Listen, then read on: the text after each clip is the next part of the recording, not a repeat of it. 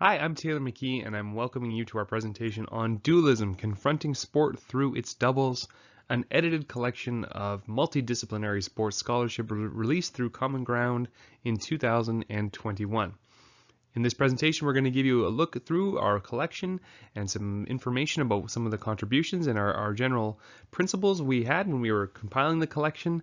And we're extremely grateful to be able to publish this collection through Common Ground, and working with them has been such a joy throughout this project. Brittany and I both are extremely grateful for all of Common Ground's help throughout this process, and we are extremely excited to share with you our collection.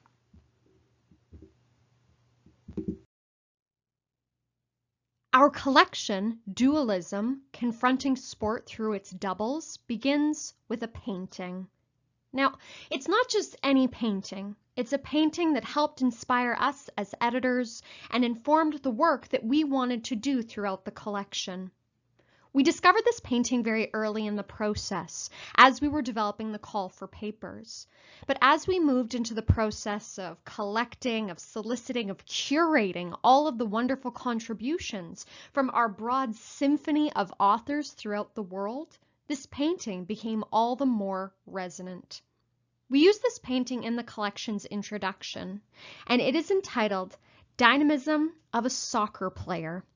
If you look closely at this image, you'll perhaps not see a soccer player right away, and that is so much of the beauty of it. In this image from Italian painter Umberto Boccioni in 1913, we can see a soccer player exploded, splayed out in various directions. It looks more like a cubist, modernist stormscape than one realistic representation of an athlete in practice. And yet, it's for that very reason that we thought that it represented the central conceit of dualism. Look closer in the middle of the image, and you will see a dismembered calf.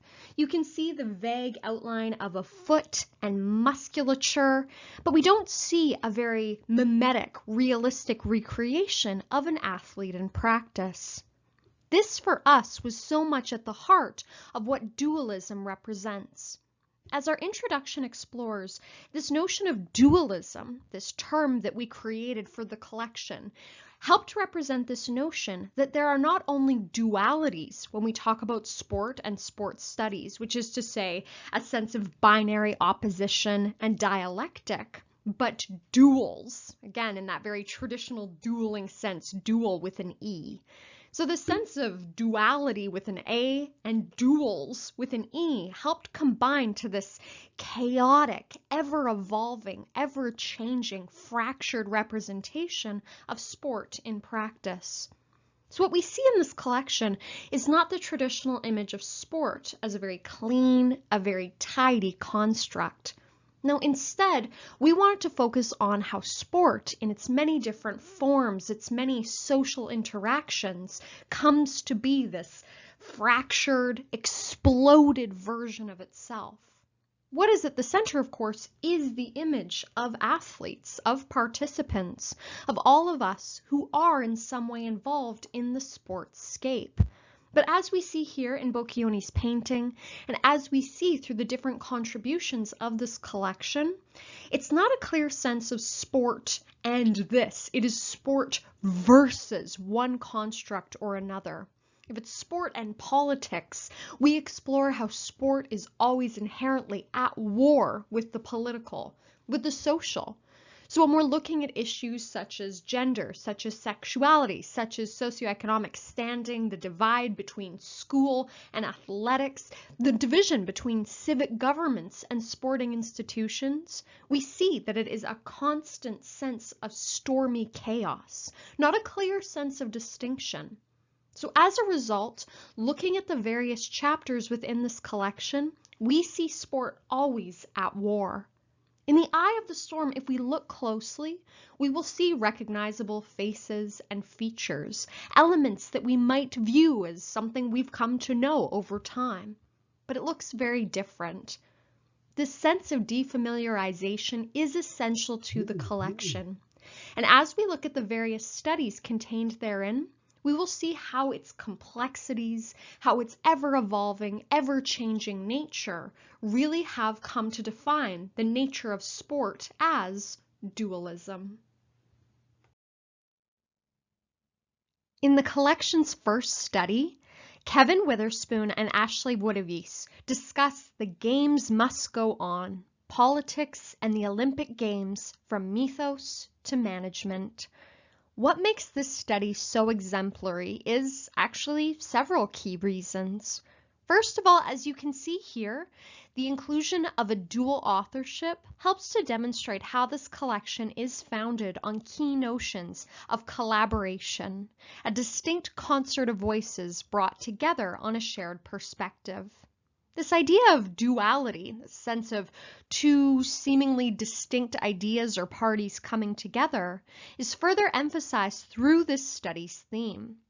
Witherspoon and Woodavise talk about how the Olympic Games, and especially post the modern Olympic movement, there has been an evolution of the Olympic ideal, where for many years it was founded on the principle of openness, of competition, of celebration of athletic achievement. It has started to evolve over time as politics have become more pronounced. They look specifically at key examples as case studies to show how the modern Olympic movement, and more specifically contemporary examples of the Olympic Games, have represented a shift. While the Olympics were once considered to be this form of celebration based on Greek antiquity, they are now moving towards more fraught examples, especially based on the fact that due to the immense costs associated with hosting the Games, politics and in particular governments that are able to host the Games and make the decision to do so can often have some challenges that we as contemporary critics must necessarily contend with. They then look to examples such as Rio and Sochi, pointing to how politics have made their way into the Games. While the Olympics at one point were imagined to be this special atmosphere, the notion of the athlete's village as this very insular community of sport, they show how the outside world and all of its manifold challenges have made their way into the Olympic tradition. The next study in our collection is an example of sport law, which is of course a central pillar of sports studies, but one that is often not included in collections that focus on the sports humanities.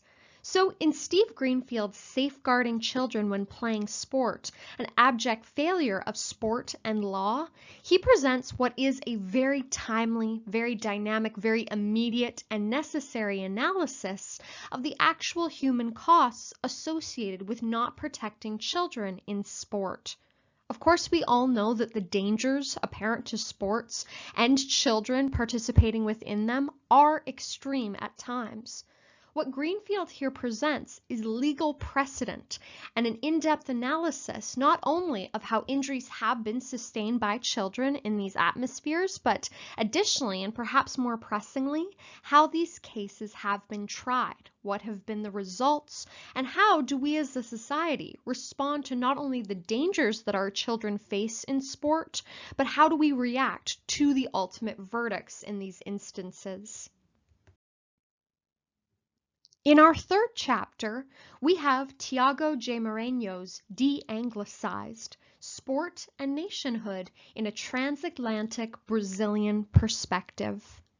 One of the central tenets behind this collection, of course, was to bring together disparate perspectives, diverse viewpoints of those who are not often brought together in sport conversation. With Moreno's study, we see how a transatlantic Brazilian perspective can help to inform and enlighten our traditional conceptions of soccer and its origins in Europe. Oftentimes, as Moreno points out, the history of soccer in Brazil is one that is rooted in colonialism. But what he here provides, and it's an absolute fascinating study for this reason, is a counter-narrative, a counter-history that instead posits that it is not a colonial inheritance to have soccer in Brazil, but that instead Brazil has developed on its own a tradition that is unique to the nation and its population. Of course, Brazil on the global stage is regarded for having many exemplary and historic players. However, it still, as a nation and a culture, has not gotten proper credit for those contributions. Moreno's study here presents a counter-narrative, a challenge to those colonial perspectives that, in fact, as his title suggests, de-anglicize the history of soccer in the nation. For those of us who love sports, love watching or participating, I'm sure many of us would agree that sports bring out very strong emotions. And yet, as David Scott explores in his study, that feeling when, what? Sports, society, and emotions, there is a pressure at times when it comes to sports to treat them in an almost emotionally repressed or antiseptic manner. He thus studies particular moments in sport, whether it's on-field reactions to success or failure, or even instances where seemingly real-world emotion breaks through the strictures or boundaries of the field of play itself, to explain how we as a collective respond to emotion within the field of sports. Is emotion positive? Is it seen as something that is somehow transgressive? He explores these different threads and ties them together in a way that is entirely unique. When it comes to hockey, what makes a good goalie? Who makes a good goalie? In Jamie Ryan's study, Shuffling Sideways, the arrested development of girl goaltenders in hockey films, we get an inside look into the very complex role that the goalie plays within hockey. Ryan here creates this very vivid image of the hockey player archetype as it plays out within the game itself, but more pressingly within fictional representation and especially within popular films. Ryan here shows how, in hockey movies in particular, the idea of the goalie is this almost outside of the acceptable form of sport figure, this oddball, as Ryan suggests. And here, the idea that the goaltender is often portrayed as a girl, especially on a team that is predominantly male, shows how very different and seemingly out of sync this role can be. And again, this allows us to get a better understanding of how gender within hockey can be treated as something that is outside, something that is part of the margins. To have a female character occupy this role not only heightens the fact that the goalie itself is viewed as this position that is distinct from those outside position players, but moreover shows that the female as a hockey player herself can be positioned as a very transgressive figure. In this way, through Ryan's study, we get a really intimate inside look at how hockey goalies and hockey females in particular can be considered really marginalized, almost abstract figures that don't necessarily have a clear role within the sport, owing of course to many, many years and many systems that have worked in their direct opposition. A pressing question at post-secondary institutions across the world today is, what is the relationship between academics and sport? Well, as Tom Fabian explores in Jocks and Nerds, the role of sport in the North American education system, this is a very fraught and contentious union that has, over time, only become more complex and more challenging for all of us to understand. The term student athlete itself, as has been rightly pointed out in recent years, is a false dichotomy that suggests that students are able to maintain successfully the relationship between academics and athletics, and indeed that they receive equal supports in both capacities. Fabian's study unpacks this very, very tense dynamic between these two seemingly impossible to negotiate dimensions. What do we as university or college campuses owe to our athletes? What do we owe to our students? And how can they effectively exist together moving forward for the benefit of all? Ask someone who they think the best soccer player of all time is. Well, there are several different answers that can come up, several players that they might nominate for the position. But among them, two will certainly be included among that elite group: Messi and Maradona. In this study from Lucas Muniowski, he explores the important dichotomy, the doppelganger relationship that exists between these two soccer players. As his subtitle here suggests, he's looking at Messi as the doppelganger of Maradona. Now, Maradona's passing that occurred in the last year brings new immediacy and prominence to this important discussion. In this study, Muniowski gets into questions of cultural inheritance, of legacy, of the debts and of the weights that can be associated among athletes. Really tapping into this notion of dualism, doubles, and duality, Muniowski here explores that key relationship that exists between two soccer players with similar backgrounds and similar cultural associations. But he also explores what distinguishes these two figures, why for many Messi can never possibly take on the mantle of Diego Maradona, and examines what it means to be a soccer-playing hero to a particular cultural group. How did conceptions of masculinity change and evolve through bodybuilding magazines? And in what ways were those representations directly informed by the Korean War?